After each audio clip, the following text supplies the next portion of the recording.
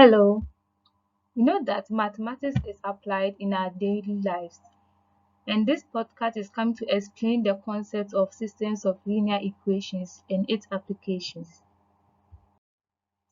These are my group members, Jacinta Isia Mwabedu, Mercy Chibet, and Latifa Abdul Manaf. Since math is applied in our everyday life, there's a particular topic in mathematics that is very important for us to understand, which is systems of linear equation. What is system of linear equation?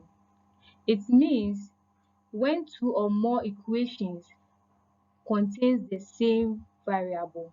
Mathematically, assuming you have this kind of equation which is a1x1, a2x2, and an(xn). The n represents any number that you want to find, depending on the equation that they have given you, whereby b is the constant, but a is also the constant, and a2 is also a constant, and an is also a constant.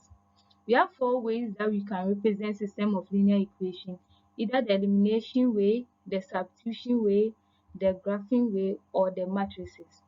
But this podcast will explain more on the real life application, some basic tools that you have to know when dealing with matrices or systems of linear equation.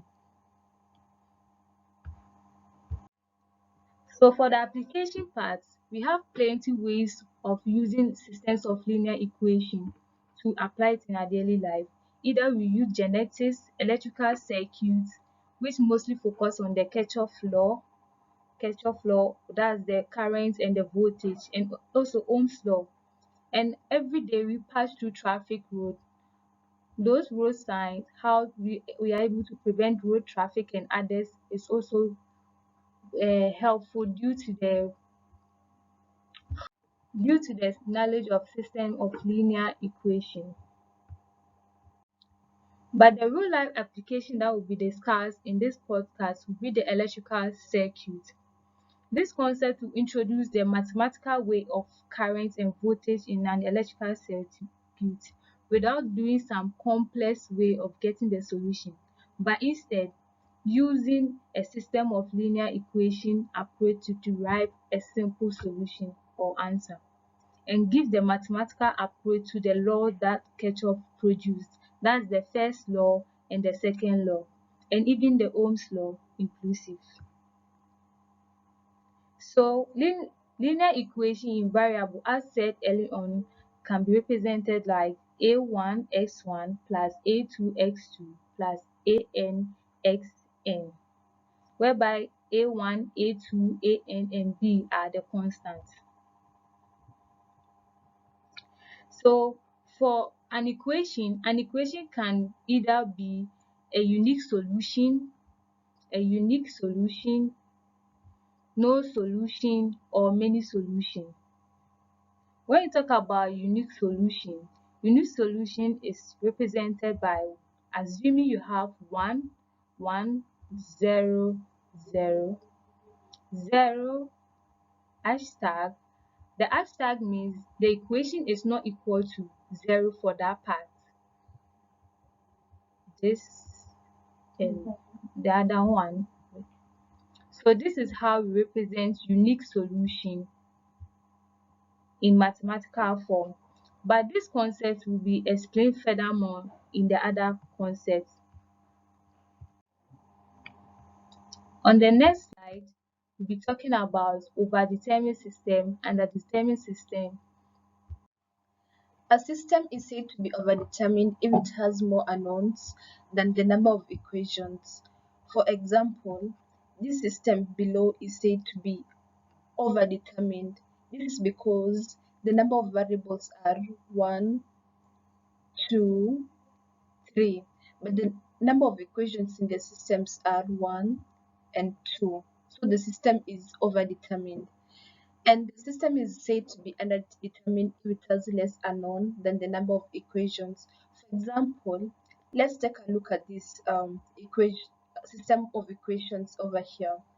The number of variables are 1 and 2, but the number of equations are 1, 2, and 3. So this system is underdetermined because it has less variables compared to the number of equations in the system.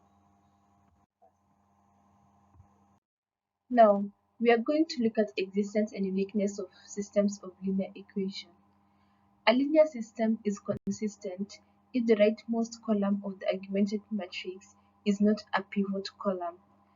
What's a pivot column?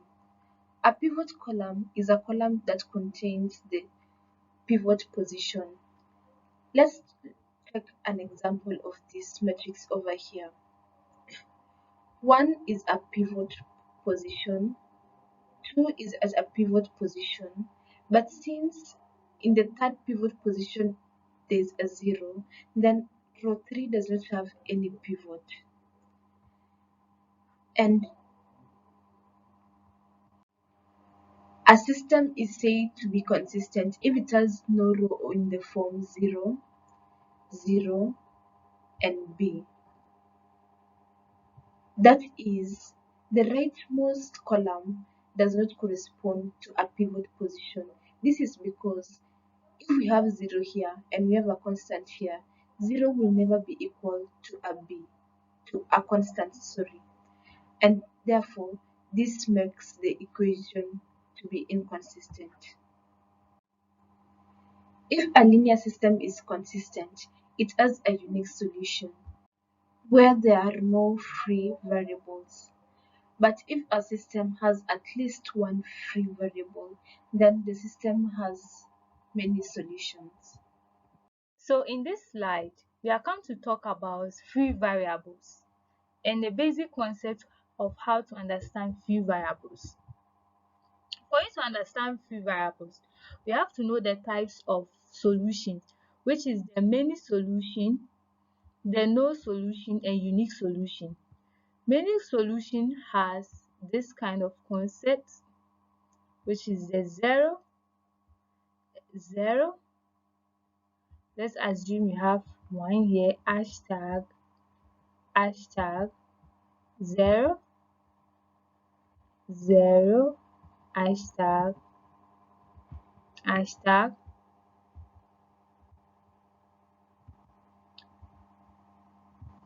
So since all these parts are 0, including the constant parts, we call it many solution. This one is many solution, which is M. So if you want to do for the unique solution part, the unique solution part has hashtag here and also hashtag here. This equation, as you can see, they will be left with only one variable with a coefficient with a constant. So this one will clearly give you only one solution, and we call it the unique solution. Unique, which are represented by UN. And the other type of solution is the no solution. The no solution part has this part being 0, that's this part. As you can see, this part, all the coefficients attached to the variables are 0, and there's no way 0 can be equal to a constant. So for this, we say that this one is a no solution. And note, no solution is also under inconsistent solution, and many solution and unique solutions are consistent solution. So considering right now, let's get back to our topic, which is free variables. Now you have a clear concept of the types of solution. So the free variables, let's consider the last part. This one clearly shows that it's what many solution because all the down part is equal to what 0. So when you look at this one, S3 is equal to S3. S3 also appears here. S3 also appears in the first equation. This clearly means that all the variables in the equations are dependent on what? x3. And if variables are dependent on another variable, that means that variable is a free variable. That means x3 is a free variable. In this chapter, we are come to talk about homogeneous system of linear equation. When we say homogeneous system of linear equation in math, it is represented in this form, which is ax equal to 0, which was proposed by Lyon in 2015. But ax equal to 0 is also called what? Trivial solution. When we said a solution is a trivial solution, that means the solution is linearly independent or not dependent on the other.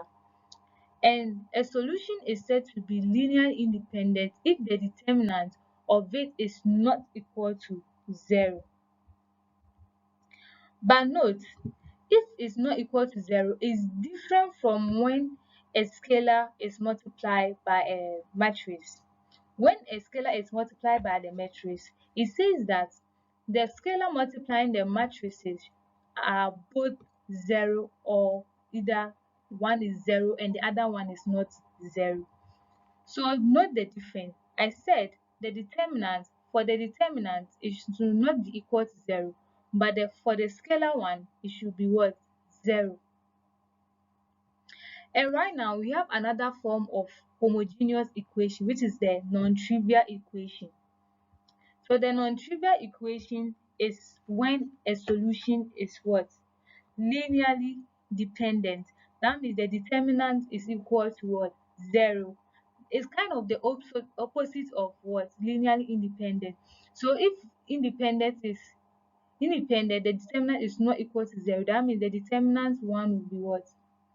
Equal to 0 for the dependent one.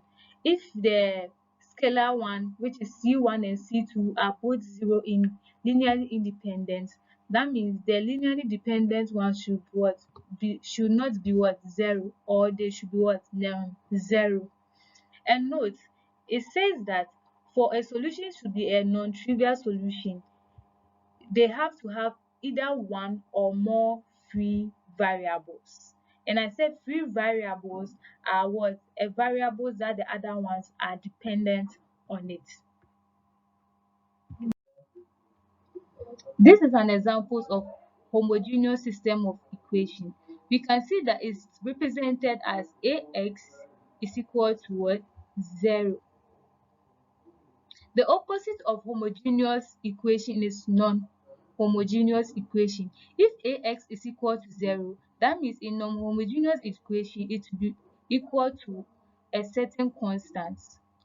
So anytime you see an equation that is having a constant after the equal to, that means this equation is non-homogeneous equation. If it has a 0 after the equal to sign, that means the equation is in homogeneous equation.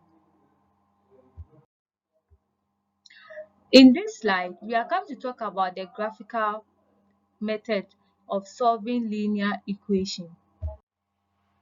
There are different ways of solving systems of linear equations, and the first method we are going to look at is the graphical method. Take for instance the two equations we have below. X plus 5y is equals to 7 and x minus 2y is equals to negative 2. Using any graphic tool, you can plot these equations and see how they behave. For example, we plotted these equations in GeoGebra and we found out that these equations intersect at this point. And this point of intersection is 4 over 7 and 9 over 7. And so these are the solutions of the system.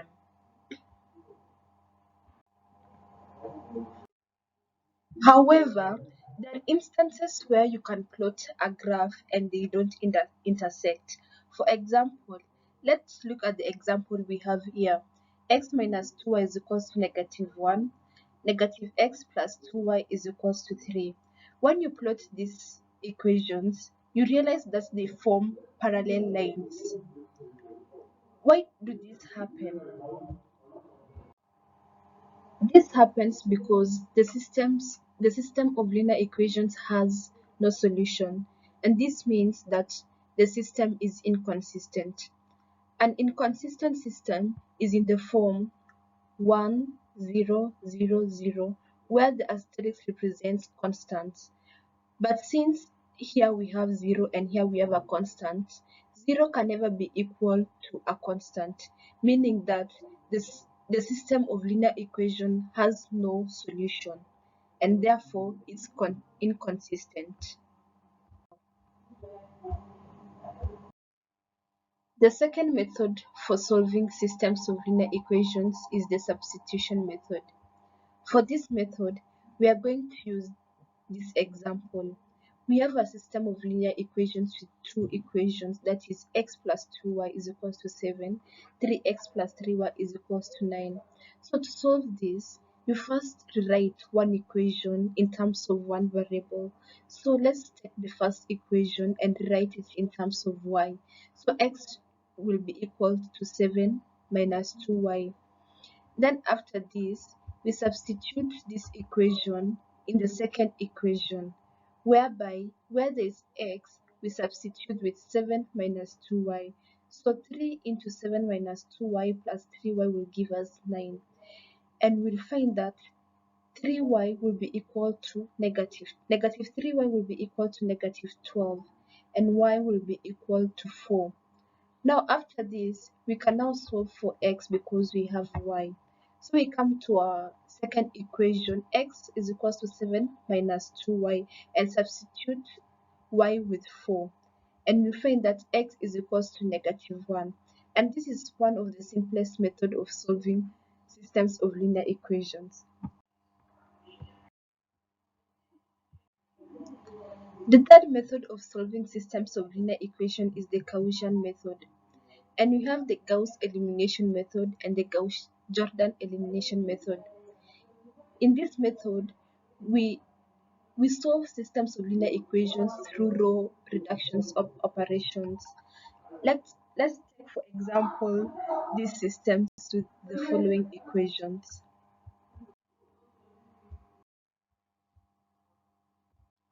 So we first start by writing the equations in an augmented matrix. An augmented matrix is whereby the first column is attached to a variable named x1, the second column is attached to x2, and the third column is attached to x3. And the fourth column is a column of solutions. So, to solve this, we first start by reducing the system of linear equations into an upper triangular matrix. An upper triangular matrix is a matrix whereby any any number below the pivot column is a 0, and any number above a pivot column is either a 0 or any other number. In this next slide, we are going to dwell deeper into solving a system of linear equation using the Gaussian elimination method.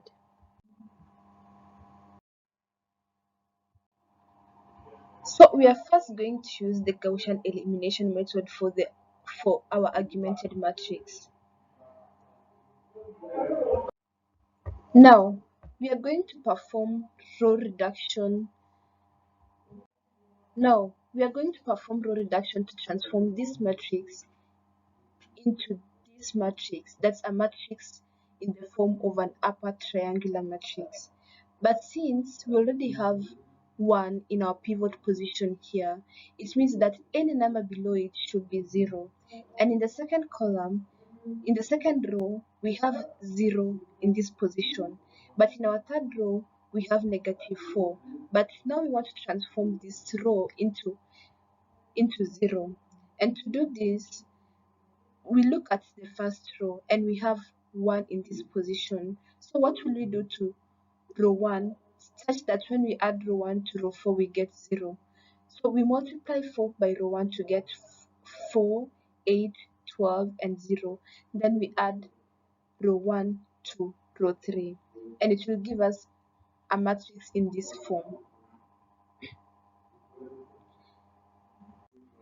Now we move to our second column and we find our pivot position. The pivot position in our second column is in this part, and so any number below it should be a 0. But in our case here, the number below 2 is 13. So what do we do to any rows above row 3 such that when we add them to row 3, we get a 0? So we multiply row 2 by negative 13 over 2 to get negative 13. And when we add row 2 to row 3, we get our matrix in this form. And now we have our upper triangular matrix in Gaussian elimination method. Now, we continue to find our final solution of the system. When we look at the last row, we have 73, the x3 column corresponding with 73. So we write 73x3 is equals to negative 43. And when we solve for x3, we get negative 43 over 73. Now, since we have x3, we can substitute x3 in our second equation, that is x2 minus 8x3 is equals to 8. And when you do that, we get that x2 is equals to 120 over 43. And since we have x3 and x2, we can easily find x1 by substituting x3 and x2 back into the first equation, which will make x1 is equals to negative 111 over 73. Now, under the elimination method, we have another method called the Gauss-Jordan method, and this is more like a continuation of the Gauss method. In this method, we do the operation to completely reduce the matrix into this form. In this form, the leading diagonal does not consist of any number, but it consists of only 1, and any number above it or below it should be a 0. Okay, to explain this, we are going to use the continuation of the Gauss elimination form. And since in the third column we have 73 as a pivot column, we have to make it 1. And to do so, we multiply row 3 by 1 over 73, which gives us this form.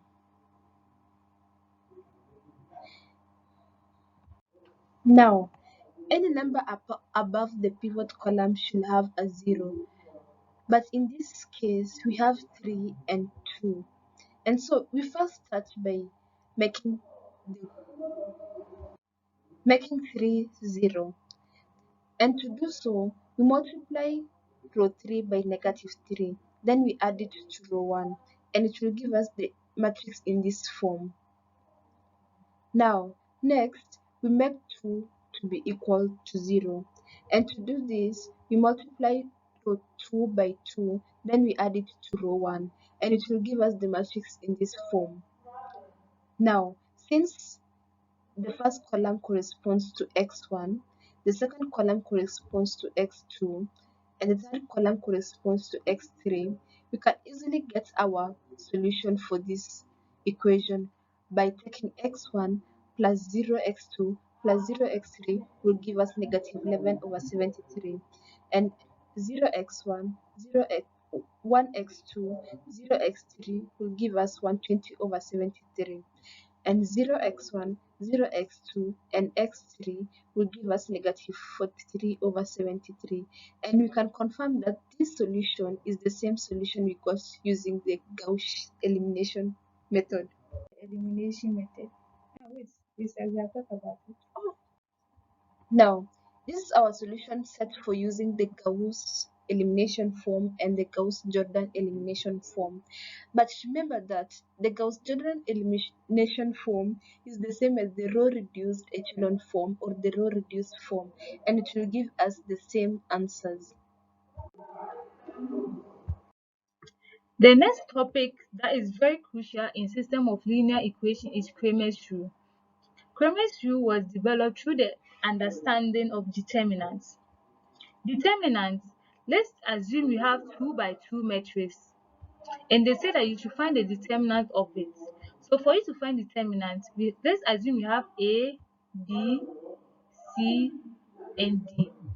For you to find the determinant, you have to multiply the leading diagonal, which is A and D, and subtract it from the other diagonal or the minor diagonal, which is C and D. This is how we present it, which is A times D minus C times D. So this one will give you the determinant of a matrix. Determinant of a matrix is either written as depth of that matrix, which is assuming you have A as the matrix, or sometimes you find this sign. It all talks about determinant of a matrix. 3 by 3 matrix is either positive, negative, positive.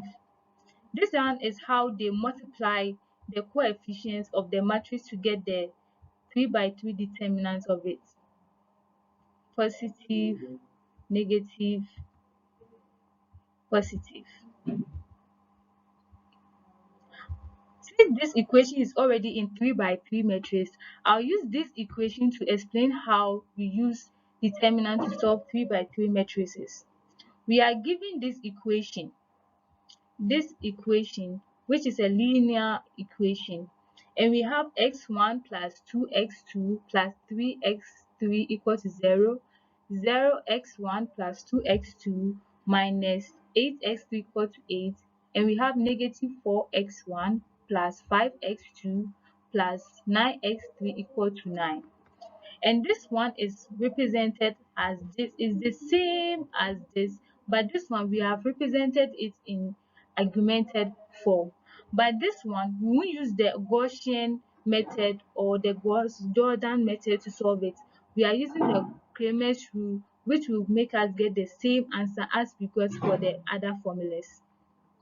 So for this one, we take the first one, the values that is attached to a variable, and ignore the constant part, which is this one. Then we find the determinant of this part. And finding the determinant of this part, let's take let's solve it gradually for us to understand the concepts very well. So we are come to solve this equation by finding the determinant of these 3 by 3 matrices. But before we use this, we form a right angle triangle. Where this point intersects will be the first coefficient, which is 1. But when you refer to this diagram, as I said, it's the representation for 3 by 3 determinant, we can see that the first coefficient is positive. That means the intersection of the right angle triangle, which is 1, will be positive, so it's 1. So when those triangles form, which triangles were not inclusive when the triangles was formed? It was 2, -8, -8, 5, and 9. Then we go to the next one. The next one, let's form a perpendicular line. When you form the perpendicular line, where does it intersect? It intersects at the second one, which is 2. And when we refer to this diagram, they said the coefficients of it is supposed to be attached to a negative sign. So that means the 2 will be negative 2 instead of positive. So which values were not inclusive, which is 0, -4, -8, and 9. Then we come to the third one. You can notice that I'm using the first column to solve for the determinant. Either way you want to use, you can use it to find the determinant. But for now, let's focus on the first column. So for this one, let's do the third one. We can see that this line and this line intersect at the what? The position that has the coefficients of 3. And when we refer from the diagram, it has positive symbol attached to it. That means it will be 3 instead of negative, because it's positive for this one. Which parts were not inclusive when the lines were formed? Which is 0, 2, -4, and 5. But as I said previously, I explained how we get 2 by 2 matrix, whereby you multiply the leading diagonal and subtract it from the other diagonal. So for this first part, we can see that the leading diagonals are 2 and 4, are 2 and 9. So when you multiply 2 and 9, you get negative 18. You get 18 and subtract it from 8 times 5, then you get your answer minus 2. You find the determinant of this by finding the leading diagonal and subtracting the minor diagonal from the leading diagonal, and you add it to the third one. Then you do the same thing, then you multiply it by 3. So when you finish, you get a determinant that has a value of 1, 4, 6 as its answer.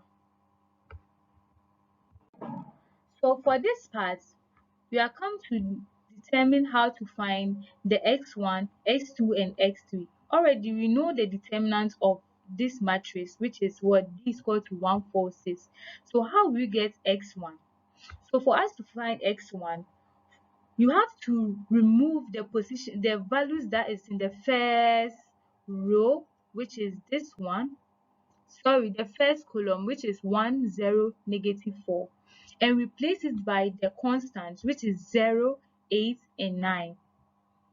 So that means any variable that you are looking for, you remove that part and bring the constant in place of it to find the variable that you are looking for, and use the determinant way of solving 3 by 3 matrix to get your value. Well, after that, the formula for finding the value is equal to the determinant of the x1 that you got. So the determinant of x1, which we did when we did this one. So you can refer from the same idea that we used to find the determinant of the overall matrix x, and divide it by the determinant of the overall matrix, which will give you x1.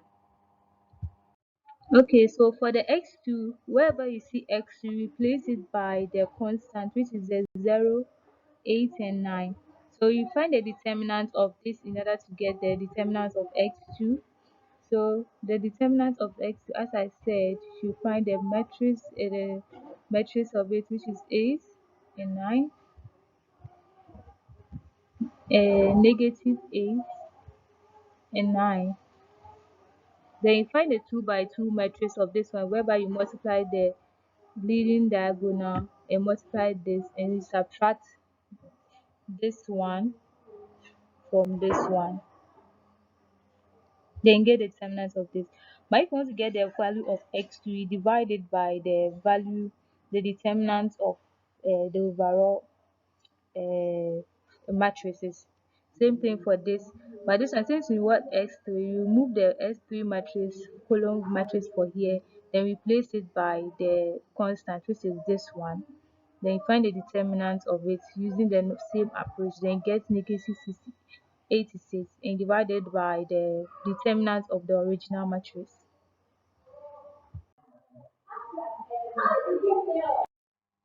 Traffic flow, genetics. As you can see from the diagram, we can see that we have x2 here, x1 here, and x4 and x5, depending on the type of equation, the question that they give you. In some questions, they will say that they calculate for the value of x1, x2, and x3 to x6 that is in the equation. This can be formed by finding the equation leaving the center, which is the A, and equating it to the one that is entering the center. And same goes to the B part, the E part, and the G part. After that, you use it to form an augmented matrix as said in the equation. And we have the genetics form, which is also an application of linear equation. But this concept, we are going to focus more on the electrical circuit part. As you can see, these are the parts that they use to form an electrical circuit. We have the multimeter, which is a 9 volt, and we have a 9 volt battery holder, K2 power supply, which is this one. We have resistor, ohms, AV battery, breadboard, and jumper wire. All these things we have plenty things that you have to use when you are setting up your electrical circuit. This diagram of it. So for this one, for us to clearly understand how system of linear equation really works in electrical circuits, let's consider this equation or this diagram. So in this question, they said we should calculate the current that are passing through the electrical circuit using the diagram below. So this is the diagram, and we are coming to calculate for the current that is passing through this one. But for us to calculate the current that is passing through this one, we can see clearly from this one that there is nothing like current that is introduced in this one. So you have to understand some basic concepts before you can calculate the electrical circuit. So for us to be able to solve this kind of question, we have to understand the concepts that Kirchhoff introduced, which is Kirchhoff first law or Kirchhoff current law, Kirchhoff voltage law, which is the same as Kirchhoff second law.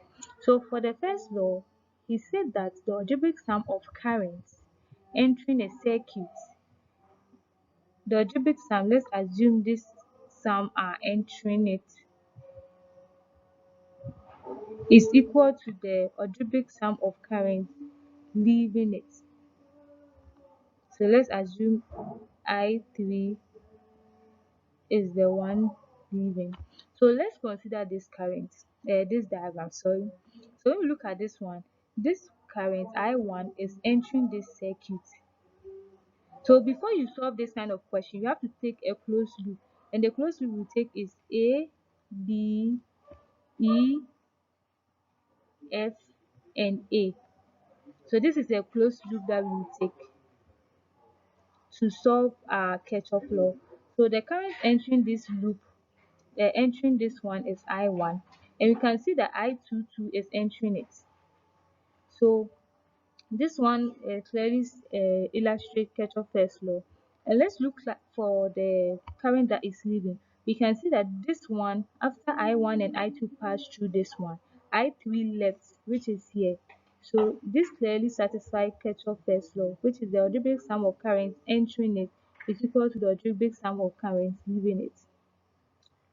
And for the second law, he said the algebraic sum of the voltage entering a circuit is equal to the algebraic sum of the voltage leaving. But since this one there's no voltage inside, but we remember that there's a formula which is Ohm's law, which is V is equal to IR. And already we are looking for our current, but we have our resistor. So wherever we see V, we look for IR of it. So let's take the I first one. We can see that that for here, let's take this loop. For here, I1 is passing through this resistor R2. So we multiply this one by 5, and it's also passing through this one. So E. So it will be 30 times 5 times I1. And look at this one too, it's the same thing. I2 is passing through this one, so it will be 4 times I2 times 60. Same thing for here. I1 is equal to 10 times I3. So we have gotten for the one that is entering it. So for the one that is leaving, you can see that this one is leaving, which is I3 is equal to what? 30. 30.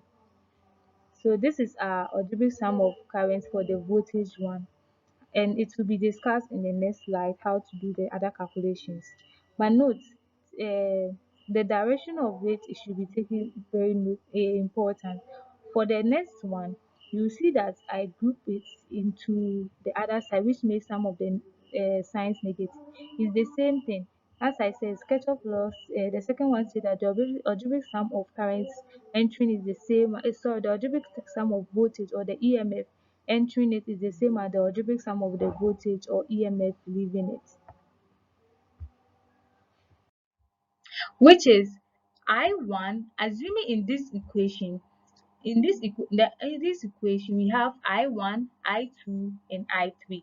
So we can see from the previous diagram that I1 and I2 were entering the circuit and I3 was leaving. So per Kirchhoff first law, it will be I1 plus I2 is equal to I3, which clearly satisfy Kirchhoff's first law, since it says the algebraic sum of currents entering a circuit, which is I1 and I2, is the same as the algebraic sum of currents leaving the circuit, which is what? I3.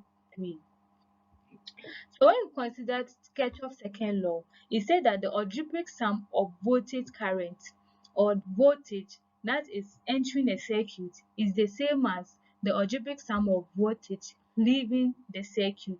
But things that you have to take in most importantly is the negative sign, or that one depends on the direction that either the voltage or the current is moving.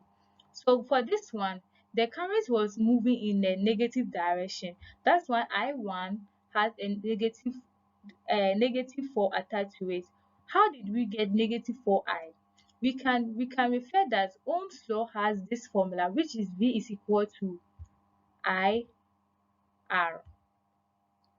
And as I clearly stated, I said Kirchhoff's second law deals with voltage. So how will I represent voltage in terms of current and resistor? And in the diagram, they gave us a resistor, but we don't know the current because the question is asking us to find for current. So since we know resistor, we multiply the resistor of that part that is at the anode B and get the voltage. For the for the resistor at that part was moving in the opposite direction. So the answer is negative 4i. We are focusing on the voltage that is entering the circuit. And for this part, we can see that the resistors at those parts were two, which is the negative 30 and the negative 5. So you multiply the negative 30 and the negative 5 together to get your voltage for that point. And you subtract it from, and same thing goes for the 10i1, because that one, the 10 resistor was in the negative direction, which makes it negative 10i minus 60, since that part the resistor doesn't have any current moving towards it, plus 10i2, which has a resistor of 10, but since that one was moving in the correct direction, which is the forward one, it makes it get positive, so it will be positive 10i2 and equate it to 0. Or this concept can clearly, a simple way of solving or getting this concept is that means the current, the voltage entering it is positive, is equal to the voltage leaving. So we can clearly notice that 10i2 was the only current entering that circuit, which makes it positive, and the other ones having negative attached to it was leaving it. So when you group like terms and bring it to the other side, it makes you get negative in front of it, which is the same as the concept that I said if it's in the opposite direction. And from this one, they said in loop BCDE, which was said in the previous slide, is getting as this one. So what that means, when you do this equation very well, you get negative 30i3 plus 120 minus 10i2 plus 60 is equal to 0. So right now we have three equations, which is I1 plus I2 minus I3 equal to 0, negative 19i1 plus 10i2 equal to 90, negative 10i2 minus 30i3 equal to negative 180. And when you look at this one, you can see that it clearly represents system of linear equation. Just that this one, instead of x1, x2, and x3, it just has I1, I2, and I3, which can clearly be used as, which we clearly use the same way that we use the I1 and I2 formula to solve it, by using either Gauss method of elimination or Gauss-Jordan method, which is the same as the row echelon form.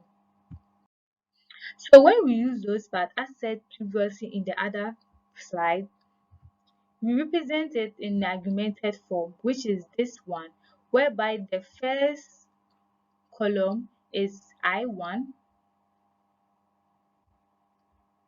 The first column is I1, the second one is I2, and the third one is I3, and the other one is the constant that is attached to the equations. So for this one, let's focus on Gauss elimination method. As said in Gauss elimination method, this one we are just focusing on the upper triangular matrix, whereby the upper triangular matrix has this form: 0, 1,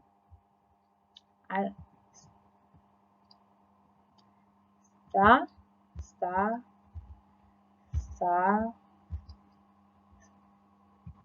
star,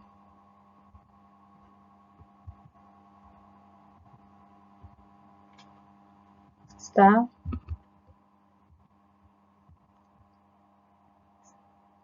star.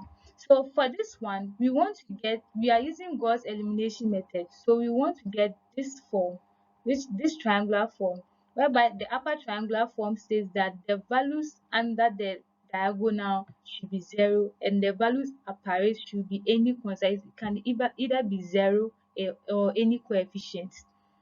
So we focus on um, the position column. We wanted to get 1, but already in this question we already have 1, so we focus on the next one, which is 0.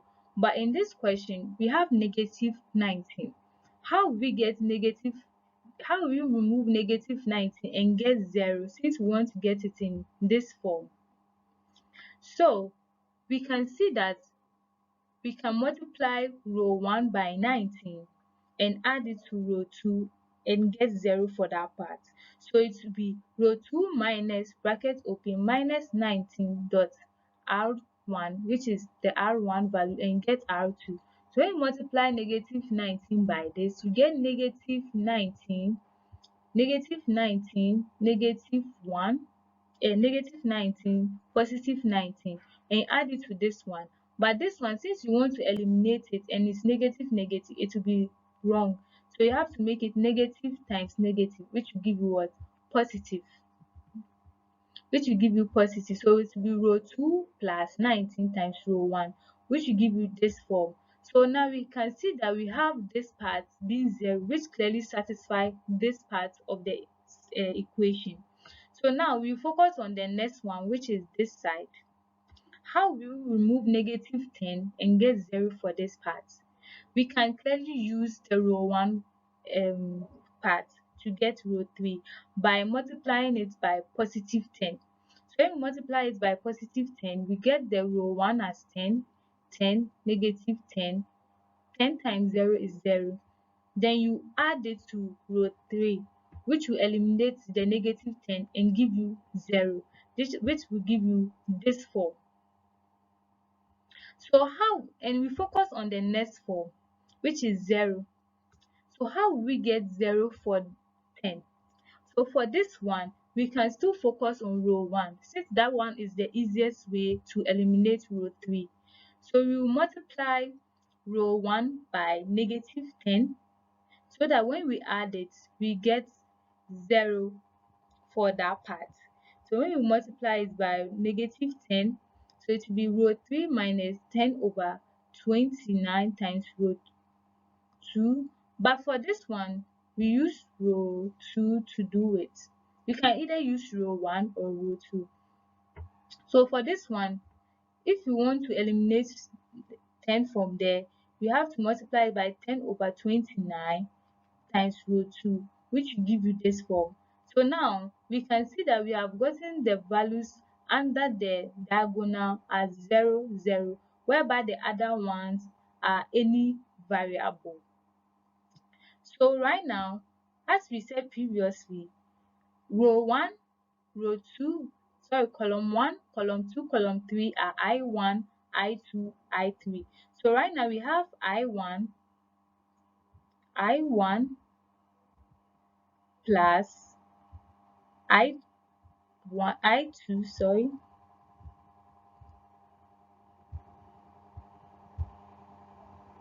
minus I 3 equal to 0. Then you do the same thing for the other parts, because we want to get the same way we started the equation, which was I1 plus I2 minus I2 equal to 0. So for this part, it will be 0I1 plus 29I2 plus 19I3 equal to 90. So this part will be 0I1, 0I2 minus 970 over 29I3 equal to negative 6120 over 29. So when you solve it, you first focus on the last equation, because that part was having only one variable attached to the coefficient, which is I3. So when you found I3, then you put it in the second equation. Then you find I1. Then you put the coefficient of I1 and I3 inside the first equation for us to get I2. But note, since we're able to since I3 appears in the first equation, second equation, and third equation, this makes I3 a free variable because all of them are dependent on I3. This is the answer that you will get for solving I3 if you solve your equation perfectly. You get I1 as negative 1.698, I2 is equal to 5.7736, I3 equals to 4.0755. You can also use the Gauss-Jordan way. As I said previously, for that one, the leading diagonal should be 1, 1, 1.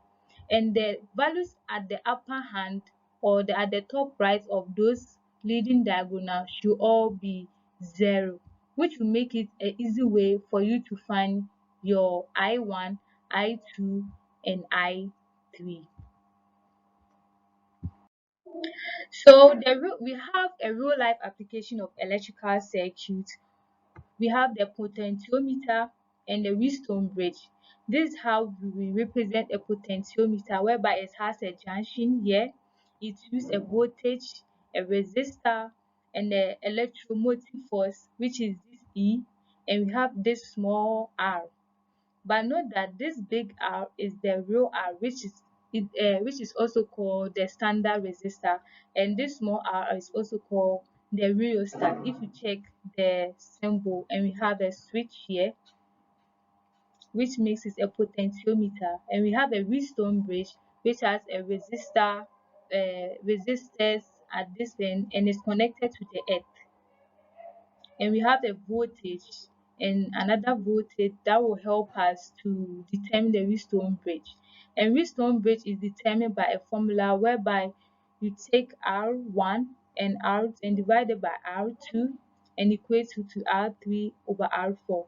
They got it by focusing on this part of this equation, whereby R1 is equal to I3 and R2 is equal to R4, and you divide it and get R1 over R2 is equal to R3 over R4.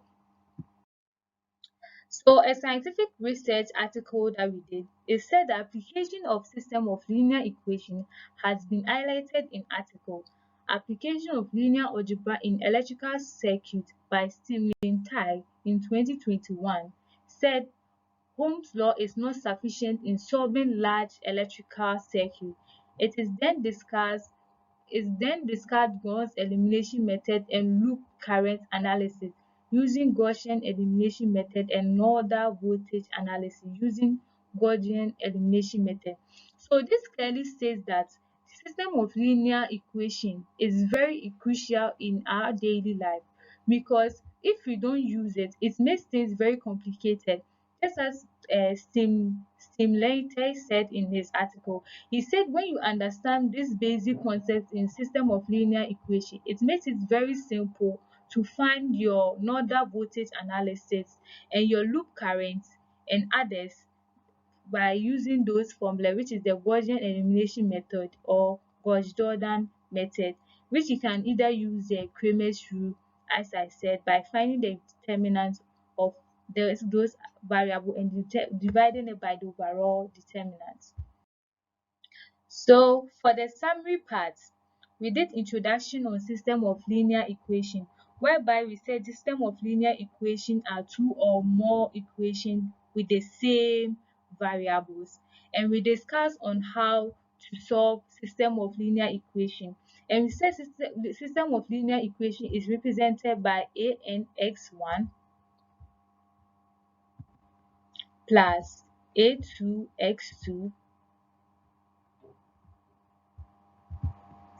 x2 plus, since it's continuous, you can represent it by an xn equal to b. So this is the general way of representing system of linear equation. S2 equal to b. So this is a general way of representing system of linear equation. And we explained some basic concept whereby we said system of linear equation have four ways of solving it. We have the elimination method, the substitution method, the Gauss method, and also the graphic method.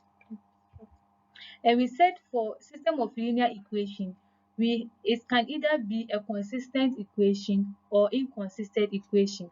Consistent equation in such a way that whereby the equation does not have a solution, that means it's no solution. The inconsistent one is the no solution. But when it's consistent solution, it can either have one solution, which is a unique solution, or many solution. And we said Kramer's rule was determined by understanding a basic concept of how determinant is formed. And we said determinant is formed in 2 by 2 matrix by multiplying the leading diagonal and subtracting the other diagonal from it. Whereby we said this one, assuming you have a matrix like this, you multiply A and B and subtract C and D from A and B, which will give you your determinants for 2 by 2 matrices. And we said for the 3 by 3 matrix, we have a general rule, which is plus, minus, plus, minus, plus, minus, plus, minus, plus. This way will guide you in solving 3 by 3 determinants in any way you want. If you are focusing on the upper part, you form a right angle triangle. The point that the two line intersect will be the coefficient that will multiply your 2 by 2 matrix that was not inclusive of where the line met. Then the same way for the other one, you form a perpendicular line where intersect will be your coefficient. But since that's in the second part, they said in that rule that place should be multiplied by a negative value. Then you multiply your coefficients for this one by a negative sign and find the 2 by 2 matrix of that one. And same for the third one where intersect. And after that, you add all of them, then get your 3 by 3 matrices. For they get your 3 by 3 determinants value for a 3 by 3 matrices. And we said for the real life application of linear system, we have plenty ways of applying it in our daily life.